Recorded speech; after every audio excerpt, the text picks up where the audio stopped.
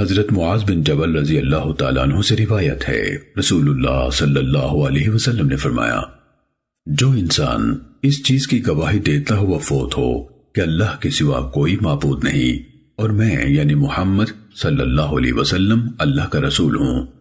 اور یہ گواہی اس کا دل یقین سے دے رہا ہو، تو اللہ تعالیٰ ضرور اس کی مغفرت فرما دے گا۔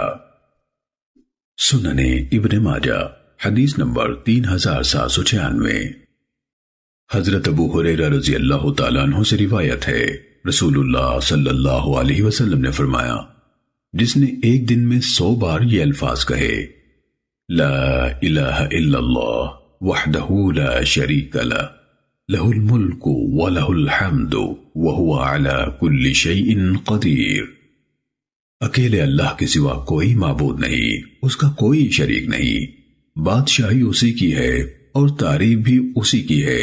اور وہ ہر چیز پر خوب قادر ہے۔ اسے 10 غلام آزاد کرنے کا ثواب ہوگا، اور اس کے لیے نامہ اعمال میں 100 نیکیاں لکھی جائیں گی، اور اس کے 100 گناہ مٹا دیے جائیں گے، اور ان کی وجہ سے سارا دن رات تک وہ شیطان سے محفوظ رہے گا، اور کسی کا عمل اس کے عمل سے افضل نہیں ہوگا سوائے اس شخص کے جو اس سے زیادہ ذکر کرے۔ سننے ابن ماجہ حدیث نمبر 3798۔ حضرت جابر بن عبداللہ رضی اللہ تعالیٰ عنہما سے روایت ہے، رسول اللہ صلی اللہ علیہ وسلم نے فرمایا، سب سے افضل ذکر لا الہ الا اللہ ہے، اور سب سے افضل دعا الحمدللہ ہے۔ سننے ابن ماجہ حدیث نمبر 3800۔